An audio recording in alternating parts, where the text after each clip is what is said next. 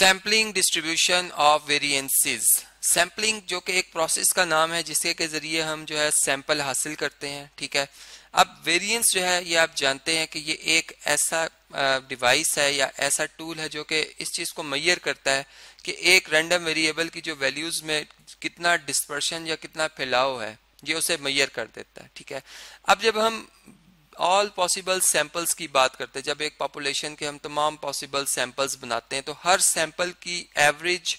यानी मीन और जो उसमें वेरिएंस है उसकी वैल्यू डिफरेंट आएगी, ठीक है, यानी कि रैंडम वेरिएबल के तौर पर बिहेव करेगी, ठीक है। अब हम अगर यूं कहें कि अगर हम तमाम सैंपल्स जो हैं उनके वेरिएंसेस को कैलकुलेट करना शुरू कर दें, ठीक है, जैसे S1 square, S2 square, S3 square, ठीक है, जितने भी पॉसिबल सैंपल्स बन सकते थे, तो और फिर उनकी एक फ्रीक्वेंसी डिस्ट्रीब्यूशन टेबल बना लें, तो हम कहेंगे कि हमने सैम्पलिंग डिस्ट्रीब्यूशन ऑफ वेरिएंसेस जो है यहाँ पे कर ली है। अब इसी बात को हम जो है डेली लाइफ की एग्जांपल से समझते हैं जी।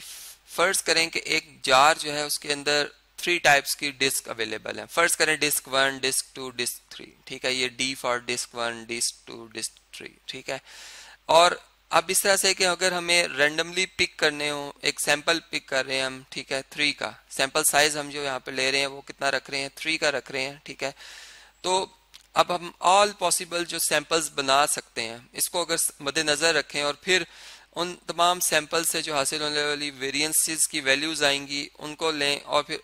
उससे जो हम पॉपुलेशन के वेरिएंस की वैल्यू जो है अगर हम कैलकुलेट करना चाहें तो कैसे होगी वो अब हम जरा समझते हैं। यहाँ पर देखें जो हमारे पास कैपिटल N है यानी पॉपुलेशन साइज भी 3 है, और अगर मैं विद रिप्लेसमेंट की बात करता हूँ तो मेरे पास जो ऑल पॉसिबल सैंपल्स बन रहे हैं वो कितने बनेंगे, कैपिटल N की पावर स्मॉल n, ठीक है, यानी कि मैं ये कह सकता हूँ कि 3 की पावर स्मॉल मतलब 3 पावर 3 जो कि 27 बनेगी, ठीक है। तो वो जो 27 सैंपल्स हैं पॉसिबल वो मैंने यहाँ पर फाइंड करके रखे हुए हैं, उनकी वेरिएंसेस की वैल्यूज भी मैंने कैलकुलेट की हुई हैं और मीन की वैल्यू भी। यहाँ पर जो मैंने वेरिएंस को कैलकुलेट करने के लिए फार्मूला यूज किया वो अनबाइस्ड एस्टिमेटर के तौर पर यूज किया है, यानी कि मैंने x में से x जो एवरेज है यानी हर सैंपल को उसकी वैल्यू को उसकी एवरेज से माइनस किया है, ठीक है, और उसका स्क्वायर करके जो सम आया उसको डिवाइडेड बाय n-1 किया, तो ये मेरे पास वैल्यूज आई हैं, ठीक है। और इसी वीडियो को मैं कंटिन्यू भी करूंगा जिसमें मैं बाइस्ड एस्टिमेटर लेते हुए यानी कि जो n है n-1 की जगह n से डिवाइड करके जो वेरिएंसेस की वैल्यू वो भी मैंने कैलकुलेट की हुई है, वो भी आपसे मैं शेयर करूंगा, फिर देखेंगे इन दोनों में क्या फर्क आता है, ठीक है, क्यों मैं सब बाइस्ड और अनबाइस्ड कह रहा हूँ। तो देखें यहाँ पर वेरिएंस की ये वैल्यू हमारे पास आ गई है, इसको मैं एक छोटा सा रिव्यू दे देता हूँ कि ये मैंने वेरिएंस कैसे कैलकुलेट किया था। एवरेज जो इन तीनों यानी ऐसा सैंपल जिसमें 1 1 1 आ रहा है, ठीक है, इसकी एवरेज भी 1 है, तो 1 में से 1 का डिफरेंस 0, 1 में से 1 का डिफरेंस 0, 1 में से 1 का डिफरेंस 0, 0 का सम भी 0, 0 डिवाइड बाय 3 बल्कि 2, चूंकि यहाँ पे n-1 हम कर रहे हैं तो ये 0 आंसर आएगा। इसी तरह ये वैल्यू भी हमने ऐसे ही कैलकुलेट की, इसकी एवरेज जो बनी है वो 4/3 है, तो 2 में से 4/3, 1 में से 4/3, 1 में से 4/3, जो ये डिफरेंस आएगा इनके स्क्वायर का सम और डिवाइडेड बाय 2 किया तो आंसर 1/3 आया, ठीक है। तो इस तरह से ये हमने तमाम वैल्यूज जो है वो कैलकुलेट की हैं। ये खुद भी ये टेबल जैसे मैंने कंस्ट्रक्ट किया आप भी इसे कंस्ट्रक्ट कर सकते हैं, आप इसको समझ सकते हैं कि ये हमने वैल्यूज कैसे कैलकुलेट की जो कि मैंने आपको भी समझाई है। अब अगर इन तमाम वेरिएंसेस की वैल्यूज को हम अलग कर लें जिसे मैं S² कह रहा हूँ, ठीक है, और इनको एक टेबल के अंदर रखकर इनकी फ्रीक्वेंसी टेबल को अगर बना दिया जाए या फ्रीक्वेंसी डिस्ट्रीब्यूशन कर ली जाए तो वो किस तरह से शो होगी उसको भी मैं एक मतलब उस टेबल को भी मैं स्क्रीन पे शेयर करता हूँ आपसे। जी आप देख सकते हैं कि S² मतलब हमारे पास अगर आप देखें तो 0 जो है 3 मतलब आप समझ लें कि सैंपल्स की वेरिएंस की वैल्यू 0 थी। इसी तरह 1/3 जो है वो कितने सैंपल्स की वैल्यूज है 6 की बल्कि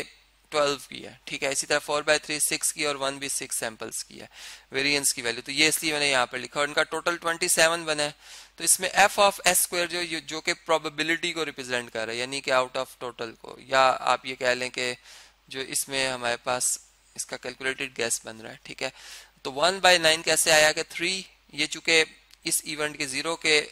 मतलब सैंपल के तौर पे आने की जो प्रोबेबिलिटी वो ये है कि 3 आउट ऑफ 27 यानी 1/9 है। इसी तरह 1/3 की आने की प्रोबेबिलिटी 4/9 है, 4/3 की 2/9 और 1 की 2/9 है, ठीक है। अब अगर इस नंबर को इसकी प्रोबेबिलिटी से मल्टीप्लाई कर दिया जाए, ठीक है,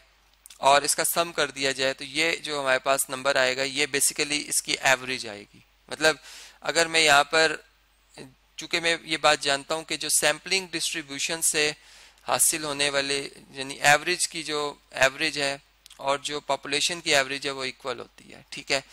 तो यहाँ पर अगर मैं अब यूं कहूँ कि अगर मैं, चूंकि मैं एवरेज ऑफ वेरिएंस ले रहा हूँ, ठीक है, मैं यूं कह रहा हूँ कि मैं जो म्यू ऑफ एस स्क्वायर की वैल्यू की बात कर रहा हूँ, ठीक है। तो ये कैसे मैं कैलकुलेट कर सकता हूँ, ये मैं expected value of S square के जो कंसेप्ट है उसके जरिए से कैलकुलेट कर सकता हूँ, ठीक है।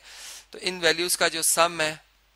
ये जो एस स्क्वायर को एफ ऑफ एस स्क्वायर से मल्टीप्लाई करने के बाद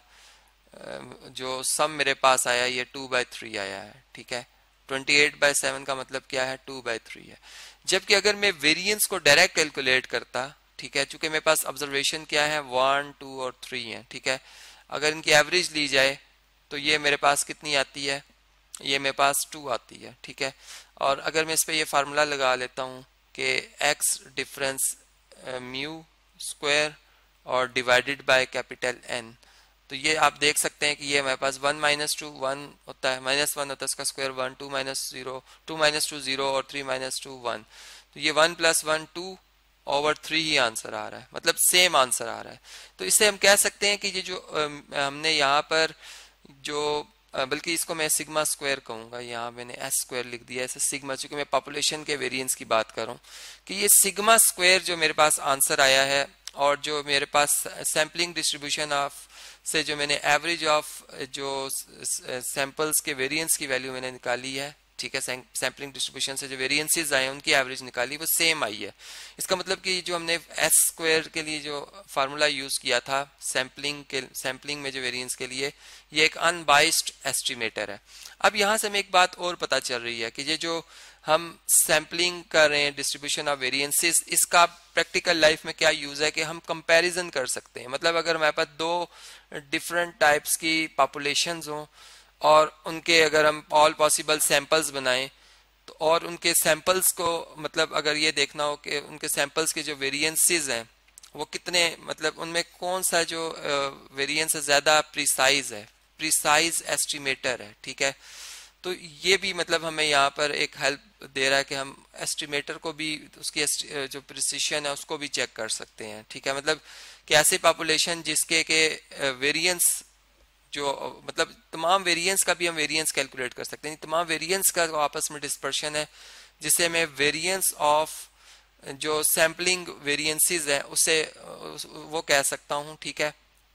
वो भी हम इस सैम्पलिंग डिस्ट्रीब्यूशन से निकाल सकते हैं और उसकी वैल्यू जितनी कम होगी, ठीक है, जितनी मतलब जीरो की तरफ अप्रोच करेगी, हम उतना कहेंगे कि उतना उस डेटा का जो एस्टिमेटर है या जो उसमें जो वेरिएंस हमने लिया है वो ज्यादा प्रिसाइज है दूसरे की निस्बत, दूसरे पॉपुलेशन के वेरिएंस की निस्बत, ठीक है। तो इस तरीके से भी हम जो इसका प्रैक्टिकल लाइफ में इस्तेमाल है वो समझ सकते हैं, ठीक है। और इसको मतलब डिफरेंट जो सिचुएशंस हैं कंपनी के हवाले से या किसी इंडस्ट्री के हवाले से, उस पर हम इसे अप्लाई कर सकते हैं। अब इस वीडियो को मैं कंटिन्यू कर रहा हूँ नेक्स्ट वीडियो में, जिसमें कि मैं अब जो बाइस्ड एस्टिमेटर है एस स्क्वायर, जिसमें कि हमने कहा था कि अगर हम जो x - x बार स्क्वायर है इसका सम है, अगर इसको n से डिवाइड कर लें तो एक बाइस्ड एस्टिमेटर आ जाएगा। अब इस तरीके से मैं तमाम वेरिएंसेस कैलकुलेट करूंगा सैम्पलिंग डिस्ट्रीब्यूशन के और मतलब तमाम सैंपल्स के, और फिर हम उसके ऊपर बात करेंगे नेक्स्ट वीडियो में।